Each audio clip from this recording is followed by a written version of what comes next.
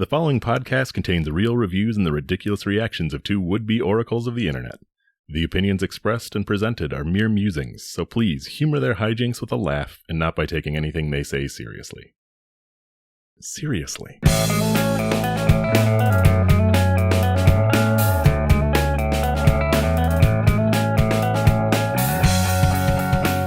Hello and welcome to ReviewParty.com. I'm Brent. I am Matt.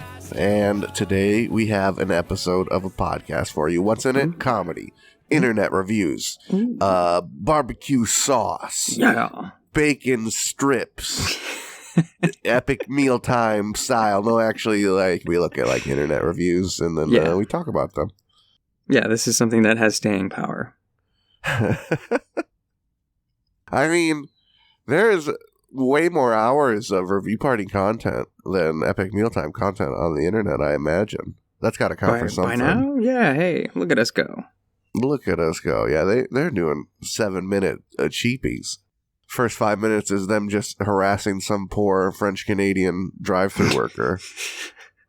No, actually, they are pretty nice at the drive-thru. I think the drive-thru people kind of like them. They seem like solid dudes. Yeah, for sure. Do you have a review to start us off? I got kind of a curveball, and maybe that's the wrong metaphor because it's about football. This is something that I screenshotted on my phone. There's a date on it, August 23rd. I don't know if that's when I screenshotted it, but it must have been roughly around then. It's a tweet or whatever those are called now. It's an X post from @Steelers Depot, Steelers being the Pittsburgh football team, but it kind of has a review in it. And we're still in the thick of the NFL football season. So I'm just going to read this X post, which describes once great quarterback Russel Wilson in a way that I wish more reviews could describe the experience. Quote, I know Russel Wilson was on the Seahawks, and at one point he was really good. There has been the 4 years since then. He's a computer that is just bound up with sicknesses and viruses. It doesn't work like it used to. If it did, he wouldn't be in Pittsburgh. If it did, he wouldn't have been in Denver. You know your computer at your mom's house, and you go home, the old gateway that's got Roller Coaster Tycoon on it? It doesn't work anymore? It's fine. We respect it. We had a lot of great memories on that. We had a lot of projects and school papers that we did on that computer. It's not working anymore. It's slow. It's bogged down. The fact that we were talking about Russell Wilson going into the final preseason game to beat a Bears cast-off for the starting job tells you everything you need to know. #Steelers, #NFL. Brother, get a life. You don't talk about that computer anymore because it's a computer. Who gives a shit? You throw it out and buy a new one. You don't do that with a human being. There's just some guy who's got some job. He's better at football than you, bro. Yeah, most definitely is. You might be kind of weird, but... Yeah, I'm not one to defend rich people. Talk shit about rich people all you want. I don't care, but I don't know, man. NFL gonna NFL. That business gonna do its thing. Am I wrong? There's gonna be old washed up dudes in the game. You getting mad at one guy being on your team that you don't like isn't gonna change the business. No. You think you're complaining about a Bears cast-off? How about the players the Bears still have that we've hated for the past since they were drafted and dropped the ball and have dropped the ball every single time they've been in a game? They fumble and they're still on the team. Pittsburgh fans like to talk like they got it so bad, huh? So bad with their big dynasty in the 70s and their recent Super Bowl wins that brought... I don't see him complaining about the rapist that brought him the Super Bowl wins. He likes that guy. He sucked too, bro. How many fumbles did he have that one Super Bowl? Dude, yeah. Sloppy burger? Ain't no Donovan McNabb, I'll tell you that much. Oh, I'm big old Donnie. I think what I like more than anything is, whatever you want to say about Russell Wilson, say about Russell Wilson. He's got weird, cringy hash. All right, let's go team. those things, but I feel like the Roller Coaster Tycoon is, any machine that can play Roller Coaster Tycoon, It's not broken. No. It's not broken. It's like an escalator that, it can't really break. It just turns into stairs. Right. It's serving the purpose that it needs to serve for me. It's throwing up those pixelated graphics without a graphics card in there. Amazing, dude. That's all processing I hear that music. Power. Oof. Yeah. Little kid screaming. Ah! And the frame rate is crispy on that bitch, too. It's good. Because the guy... ain't no choppiness. Have we talked about the guy coding that game? How he, I don't wrote think it? So. Oh, if not, then I need to do an upon further review. Because... Doom has its rightful place in video game annals of just prominence in history and being well programmed and being well programmed such that people can put it on birth control devices and it still runs. Right. But the Roller Coaster Tycoon was programmed in the language that computers speak to other computers. Almost. I'm not going to get into it. If I haven't done it, I'll go through our backlogs and see if I have. It's just he was coding on such a level that people are like, this is insanity. But that's why it was able to be so incredibly robust. Oh, and run so well, and yeah, man, that's kind of what I was thinking too. You comparing this guy you think sucks to one of the coolest most timeless experiences of all time. For people who played Roller Coaster Tycoon, holy cow. You can't mess around with that. Yeah. Roller Coaster Tycoon is the damn Mona Lisa, bro. That bitch ain't gonna stop smiling. No. No. Russell Wilson can make you frown, but you can't say that about the Mona Lisa, dude. Actually just saw NVIDIA was doing giveaways of really high-end 4080 or probably even more graphics cards with super good stuff. But the case was modeled after shitty 90s PCs like that with the white panels on the front and the removable disk drive slots and stuff. I really wanted one, but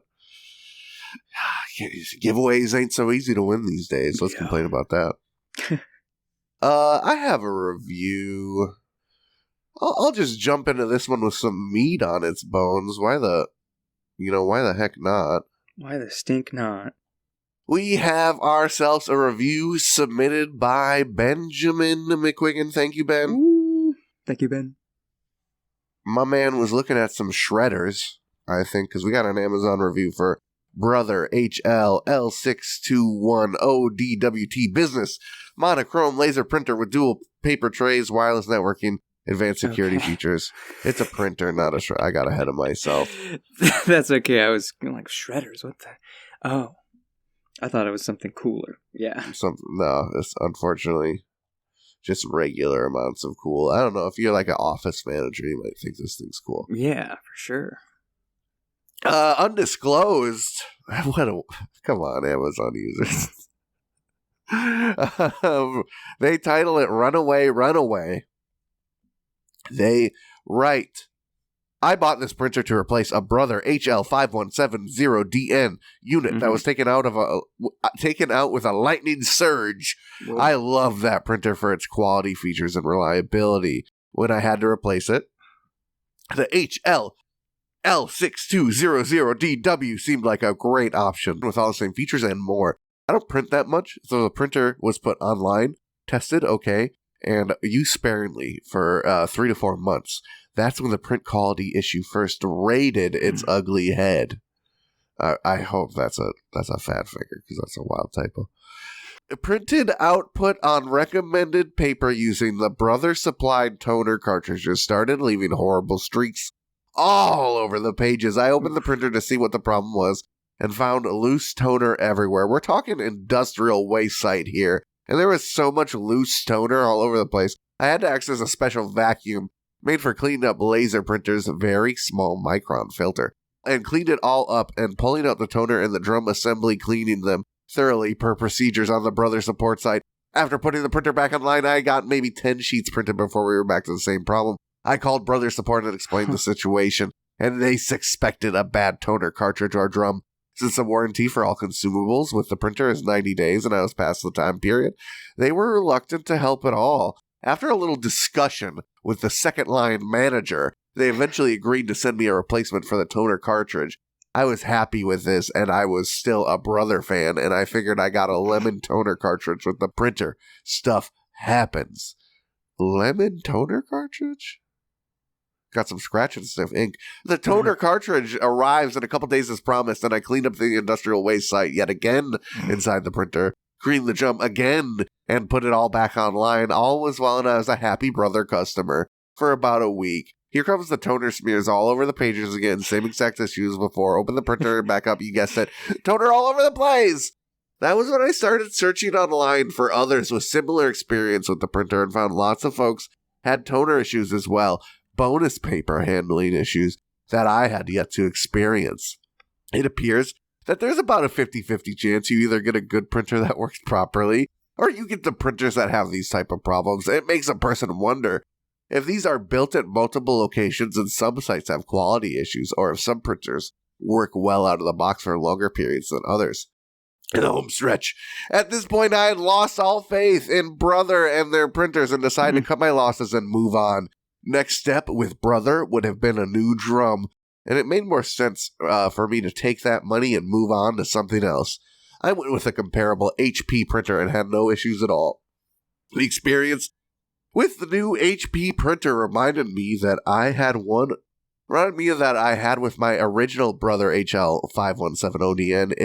It just worked and did what I was supposed to right out of the box. So if you are still with me, I doubt it, and I want to take a gamble to get the good Brother HLL6200DW, be sure you run a lot of pages through it with the 90-day consumable warranty period, so you can return it necessary. Also, open the printer and pull out the toner drum assembly to make sure that you don't have a toner leakage problem. Believe me, you'll see plenty of loose toner if you get a printer that has been a problem. Best of luck to you, and I hope you had a better experience than I did. 1 star. Wow, okay. Just, I remember Ben in his email titled that one, "Oh, Brother." Done? Next? He wrote it for us. This made me realize that I didn't know what toner was. Oh, you had to verify. Like, I know specifically. It's a printer thing, but it's powder as opposed to wet ink. Oh, you're right. Yeah. If I opened up a printer and I saw powder everywhere, I'd be like, "What the heck is going on here?" Some kind of somebody break an hourglass? Who dried my ink? Little ink gremlins come in here and did some sort of alchemy to take out my ink liquid. But I want to go way, way back to the beginning. To where it all started. Unverified? What's this person's name? Undisclosed. How dare you have a home office without a surge protector? Crazy, I feel like right? that is just like people don't even buy surge protectors. They're just, oh yeah, I think I got one in the closet. No, you just have one. Everyone just has one from sometime, someplace. You got it in a box in the closet. I'm just a poor computer nerd. My computer does not make me much money, beyond maybe the beer money that Stream supplies every now and then. And, of course, the vast riches that ReviewParty.com supplies us. But besides that, this thing ain't making me any money. I don't rely on this to make my life, better in any practical way that Uncle Sam would appreciate. Mm-hmm. But as soon as I got a computer set up in this here apartment, I went and got a nice surge protector from Best Buy. You know what I mean? Yeah. I was like, I don't want that low end Walmart fish it out of the closet, been around since the 70s one, and that would do fine. It would, but I went and got the nice one with the the special computer chip sensor in there and the little USB connects. It's just for that peace of mind. Yeah, even just the protection aspect aside, how about the practicality of I've got a bunch of outlets right here for the computer, extra monitor, a little USB or a little heat thing because my office gets cold in the winter. Yeah, a little heated / cooled drink pad to keep your coffee warmer longer. I think that's your new brother printer is like, you just plug me straight into the wall. I'm not going to have that. Yeah, he was like, brother martyred himself for the good of future printers. I just also, hearing that review, it's like Hulk Hogan-y. I'm still a brother fan, brother. It's, I don't know. Reviews like this, usually they're just like, I didn't have a great time with support. I had to send my printer back and forth. Bro gave us the logistical breakdown of his brotherly experience here. Yeah, it was like a play-by-play of his opinion towards the printer itself. Everything that had to happen. The little dang microscopic vacuum cleaner. I mean, yeah, I'm sure that shit's hard to clean up, but who cares what the inside of your printer looks like?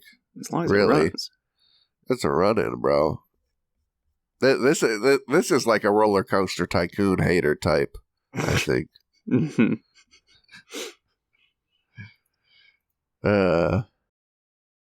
Should we go straight to break, or you got a little fast one for us? Yeah, I got a fast one here. This is a Google review for Diva's Beauty Salon, written by Dan. Dan writes, "They are horrible here. 1 year ago, I had a man bun and I decided to cut it off.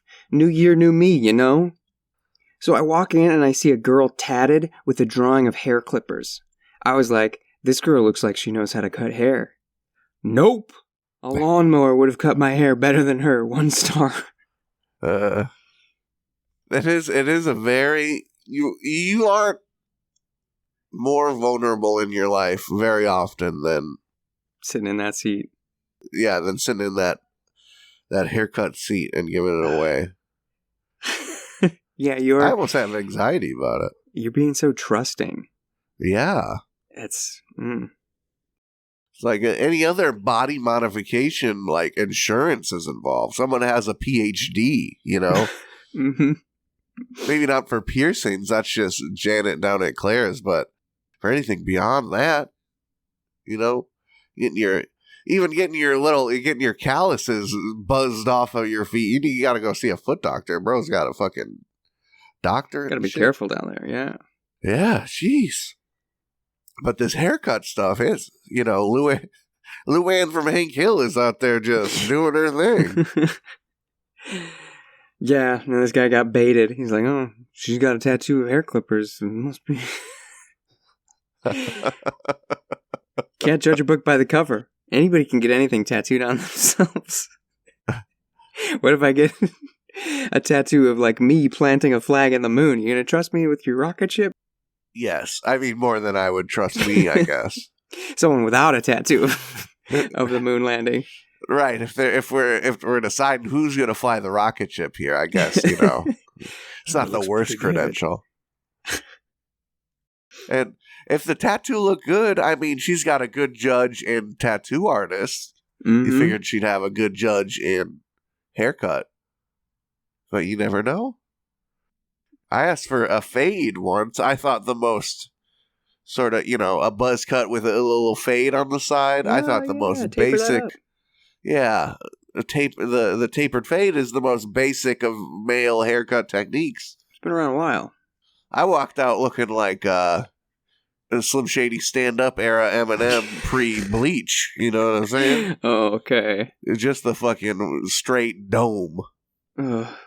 Even on all sides, I'm like, I guess there's something is faded here. Have you ever had a bad hair day experience? A bad barber shop? Oh yeah, pretty recently actually. I tried to get a haircut over the lunch break at a place near my office. I'm like, I just need this haircut. It's been a while, and I went to this place, and I had an appointment, and he didn't see me until 20 minutes after that time slot. Maybe that should have been an indicator that things weren't going to go well. And then, I don't know, it seems like barbers, at least some that I've been to, like, feel free to just, like, they know you're in the seat and you can't run away. So they just start spouting the strangest conspiracy theories. And you're like, my God. Yeah, that sounds, those people are definitely, that's the Democratic agenda, is to replace the rest of us.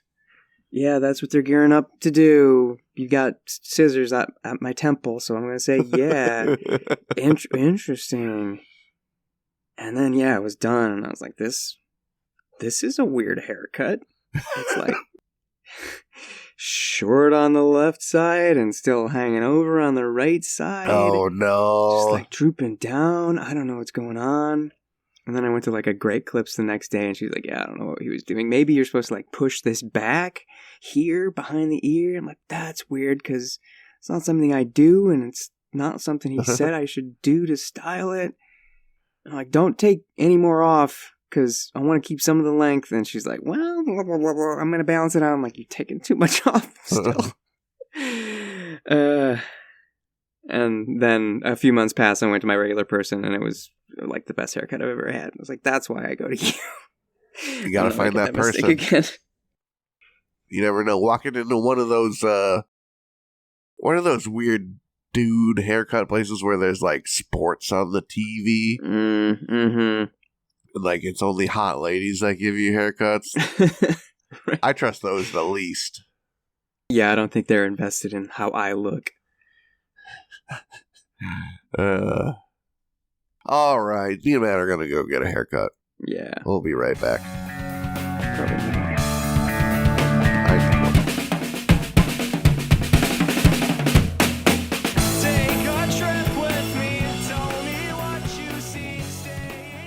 Hey everybody, thank you for listening to our lovely little podcast. If you'd like to go above and beyond in supporting our show, or have the most fabulous conversation starter since sliced bread, go to reviewparty.com. Click on shop and explore some fabulous t-shirt designs. Where's your favorite place to wear a t-shirt? On my body. Mine is at the store. That is a good place to wear a t-shirt. Reviewparty.com. Click shop. Why stop there? Don't stop now. Don't stop me now, because I'm buying a t-shirt. I'm buying a shirt. Ladies and gentlemen, welcome to the second half of the episode, and welcome to Ding Ting Bareknuckle Letterboxding. Hey, it's the segment where we can just gather up a whole bunch of reviews from Letterboxd for the same movie. I think that's generally maybe that's not a rule. We can maybe do whatever we want, but it's all from the same movie this time. And I know you might be saying, it sounds a lot like Steven Bile reviews. It sounds a lot like Precious Max. And you know what? Nope. I don't know what you're talking about. You taking crazy pills over there? We're taking crazy pills and just... I mean, I want every segment to be like those segments because they're the best, but this one's the best too, so... This one, yeah. So we got reviews for Con Air... 1997, Nicolas Cage, John Malkovich, John Cusack, Steve Buscemi masterpiece. If you haven't seen this movie, you have seen the gif of this movie where, you know, that one of Nick Cage with like a bad hairline and long hair, like smiling and like as the wind flows through his hair, something as though something miraculous just happened. Yeah, man. Yeah. So I'll start out with this review from Ryder. Ryder writes, "Goddamn greasy cheeseburger of a movie, and I'm loving every second of it." Also, Nick Cage looks like Nickelback in this, so 4 bags, 4 stars. Oh, the goatee, yep. Okay, I see it. Yeah. I love the description of it as a greasy cheeseburger, though. No, that's all like a bunch of greasy looking actors. Yeah, this isn't good for you. This isn't. Yeah, the aesthetic is John Malkovich and Steve Buscemi. Like, they don't really. You shouldn't feel good about yourself. And less like, Ben Affleck or whoever the fuck. Matt Damon, he's pretty.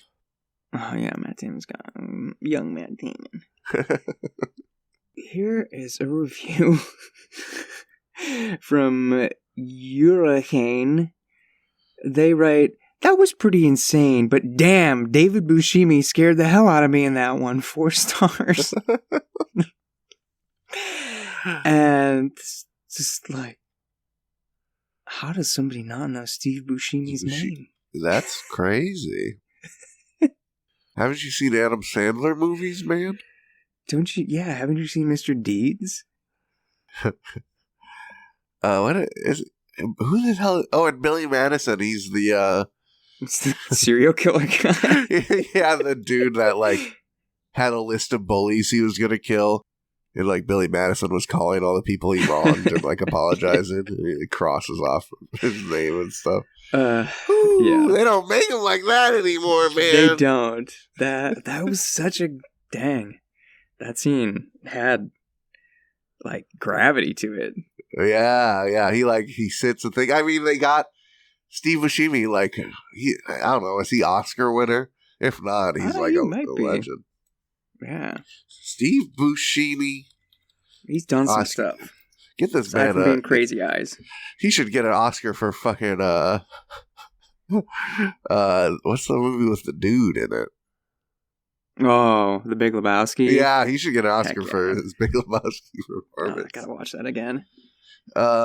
He's won he has 8 Primetime Emmy nominations with 1 win. 11 Screen Actors Guild noms, 4 wins. Get it, Steve. That's his sort of his reward line. And a Golden Globe for his trouble. All right. Here's a review for our trouble from Nathaniel Haas. Nathaniel writes, "Nick Cage was a bad boy and goes to prison. While in prison, all he wants is to see his little girl who was born while in prison. Then, when his sentence is up, he gets on a plane with John Malkovich and shit hits the fan. That guy from Spy Kids 2 who made the monsters is also in this. You know, the one who says, 'Do you think God stays in heaven because he too lives in fear of what he's created?' 3.5 stars. There's people out there who don't know who Steve Buscemi is. I know. That's crazy. Watch Fargo, motherfuckers. Yeah. God, I am taken aback. He is a national treasure. Here's a short one from Pensy. Pensy writes, "Not a single scene in this movie has aged well. 5 stars. I think it's aged just right. Right? I was thinking how I gotta see my daughter. That's such a 1980s anti-hero motivation. I gotta get out. Yeah, I just gotta see my daughter, man. I just gotta see my daughter. The male 80s mind is too simple to relate to a problem any more complicated than that. I think I'll stick with the short ones. Yeah. Jed Ong writes, "Cyrus the Virus is an all-time great nickname. 3 stars. Yeah, man. That's John Malkovich's name as I don't know what his crimes are, but he's a virus, man. Yeah, he's the crazy one, isn't he? Or is Steve Buscemi the crazy one? Steve Buscemi is crazy because he people think he's a pedophile, and then he has a tea party with a little girl. But John Malkovich is we're gonna take this plane, and it's gonna be convict air. Oh, he's all bald and stuff in this, man. Bald and crazy, brooding. Yeah. John Cusack looks too cute to be in this movie, dude. Yeah, because he's the pilot. He's like a FBI agent or something. Oh yeah, bro. If I was a convict and fucking John Cusack was an FBI agent who's trying to, I would simply push John Cusack into a locker and close it like a like a stinky nerd, dude. He couldn't take anybody. Roast Job is looking pretty and holding up boom boxes. Oh my goodness, I'm just remembering Simon Pegg in the movie How to Lose Friends and Alienate People. Let me see. I just hear him saying this. Someone asks Simon Pegg's character, what's the greatest film, or he asks, what's the greatest film ever made? And someone says, it's hard to say. I mean, I personally love La Dolce Vita. And he goes, incorrect. Con Air. The person says, I beg your pardon? And he says, Con Air, right? It's got everything, hasn't it? You know, you've got Malkovich for your acting chops. You got Nicky Cage for your action. Steve Buscemi for your comedy. John Cusack for the gays, right? It's a smorgasbord, isn't it? But yeah, John Cusack is looking cute as heck in this movie. He is really looking sympathetic. Yeah. Meanwhile, like, they ran Nick Cage through like 37 blue collar, like mechanic auto shops.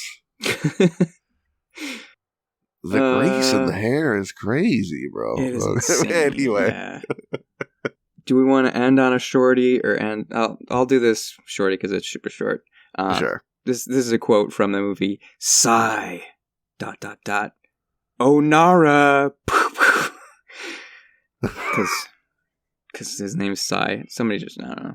Anyway, I'm going to end with the shorty. So I'll read this longie from Lucasso. Lucasso writes, it's hard to write a genuine good review on a movie like Con Air without sounding like you have two brain cells. Like you're basically saying, plain good, Cage good, fun boom boom good, and expecting other like-minded two-brain-celled Con Air sympathizers to agree. Somehow it worked, because a lot of people apparently like this film.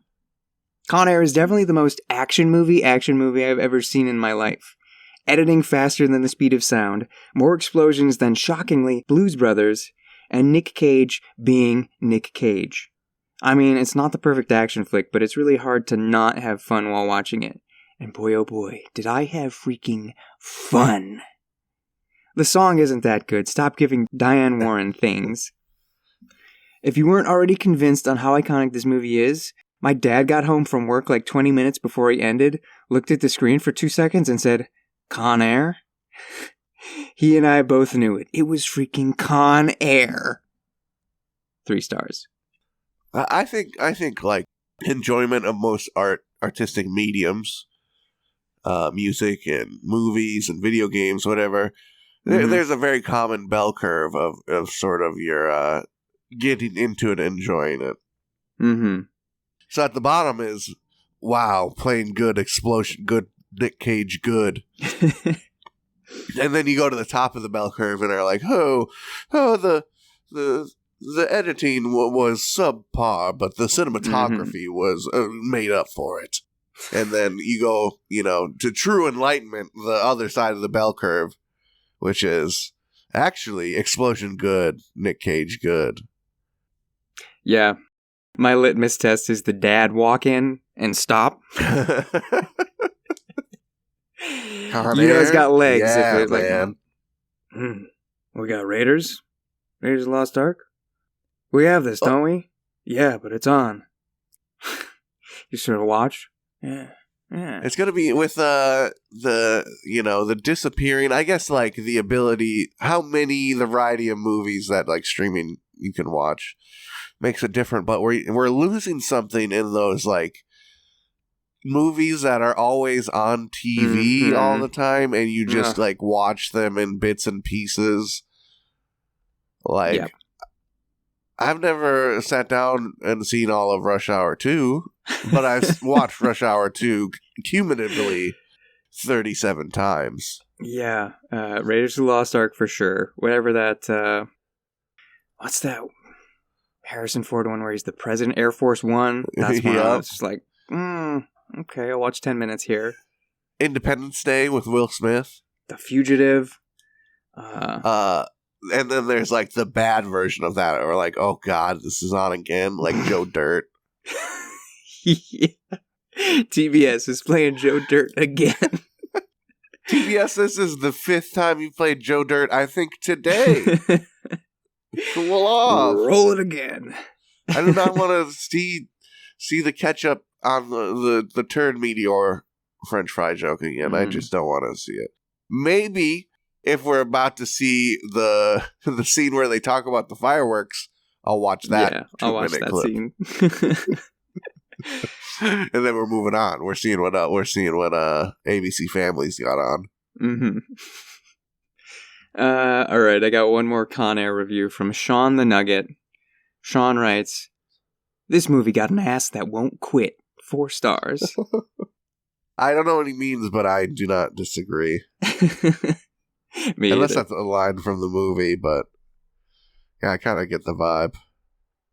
Sean's profile picture is a me.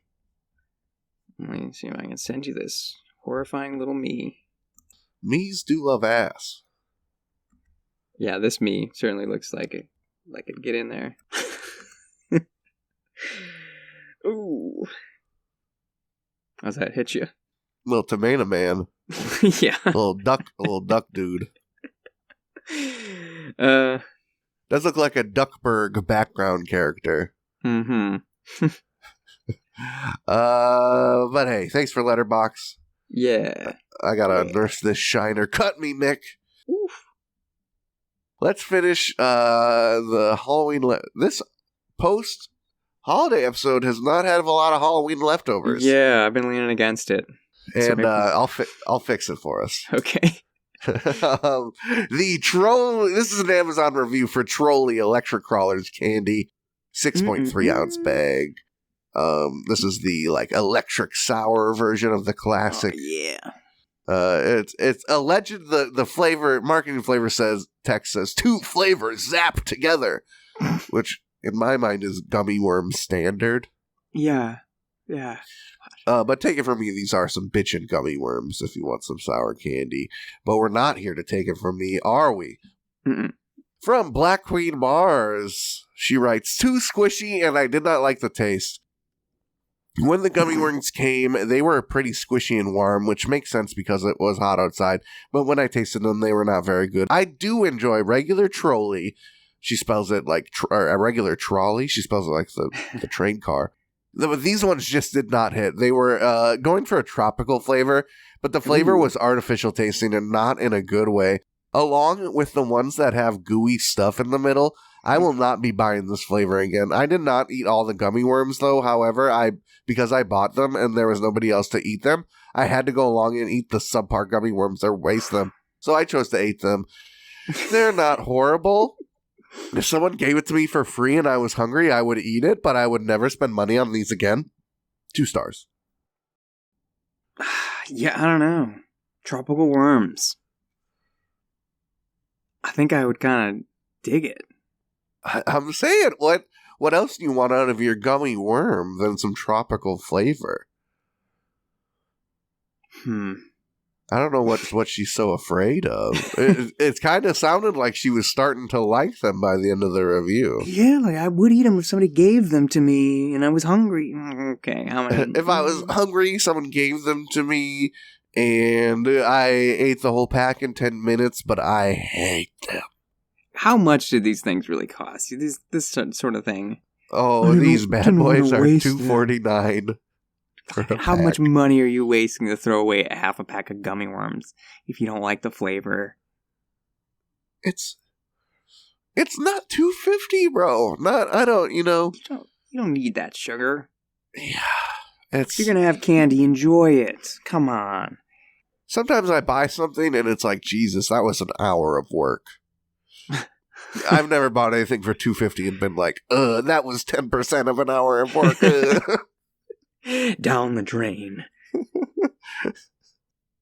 Oh man, and that's the fun thing about candy, I think, is there's no investment to trying something silly to brighten your day. Try it.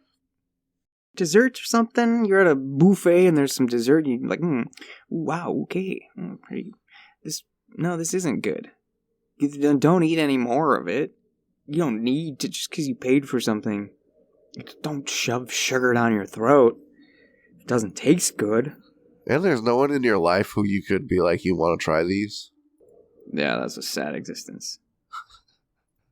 Go to the movie theater and, like, make a friend. You want some of my gummy worms? you want to buy my worms? Man, these have no taste. I'm telling you, these things are... If you have ever liked a gummy worm, this is just like Gummy Worm Plus. They they came out with Gummy Worms 2, dude, and nobody knows. Hey, let's get out of here, huh? Let's do it. Let's end this episode. Thank you, listener, for checking out ReviewParty.com. I hope you enjoyed it. Welcome to the Real Ones Club for making it to the end here. I hope you'd like to know we got new episodes every Tuesday. That's right. Hashtag Tuesday Reviews Day. If you'd like to send in an absurd review for us to muse over, please send an email with a hyperlink or a screenshot of the review to reviewparty.com@gmail.com, like Ben did. Thank you, Ben. Thanks, dude. And include your name so we can throw you some of that credit. If you want to reach out to us in some other way, shape, and form, we are at reviewparty.com on Instagram and TikTok. We are at reviewpartypod on Twitter/X. And you can like the things that we post there. You can interact and engage with us there. If you're just like a watcher from afar, a watcher from the wings, so to speak, you can just view our content as well. Or you can do the same thing on YouTube, search reviewparty.com, or Letterboxd. Hey, you ever heard of that? We might have some reviews there. I might actually. I've been watching some movies recently, and I might have some things to say. Oh, get them on there. Yeah, I've posted a few reviews on there, trying to get in the habit. Every time I see a movie, at least think of a one sentence funny thing to say to post with the star rated. Hey, we got a website too, reviewparty.com. Hey, you might want to check it out. You might want to lose yourself in the magic of the moment. The blog, the listening platforms, in case yours is dying. There's a whole lot of Blue, the shop. Ooh, wow. There's a whole lot of things there. Oh, speaking of dying, Twitter is, having no you cannot opt out of AI training on your text and image posting. So, wow, Review Party Twitter may be long for this world. We'll see. I'm gonna think about it. Okay, but I don't think we'll ever delete it. At the very least, it would be there as an archive. But we'll see. And do, like Matt said, follow us on social media, leave a comment. Nothing I love more than the episode came out post has a comment on it about, oh, this bit in the episode was really funny, or oh, that review was crazy. Warms our little day. Follow, subscribe, favorite, whatever it's called on whatever listening platform. That helps us out a ton. Leave a review on iTunes or Spotify or wherever. We're the Funny Review Show, so it's good to have a bunch of good reviews. If it's a good 5-star one, we'll definitely feature it on the show. And oh yeah, The Nosebleeds. You heard their song throughout the episode, Bread for Breakfast. It's very good. They were kind enough to let us use it. If you want more great tunes from them, check out their Spotify. Nosebleeds, one word. All right, I got a review to send us off here. This one also submitted by Ben McQuiggan. Thank you, Ben. This is a Steam review for a game called Grapples Galore. Grapples Galore is a fast-paced online multiplayer arena shooter with physics-based grapple hook movement, active ragdolls, and thrilling gameplay. Very positive review score for a little indie game. Let's take it from Mr. Pumpkin Pie. They write, haha, lol, funny grapple game, hashtag Perpernoter, hashtag Vernorden, hashtag Grapples Galore. I am not mentally well. I need professional help ASAP. Please help. Recommended. Oh no. Who do we call?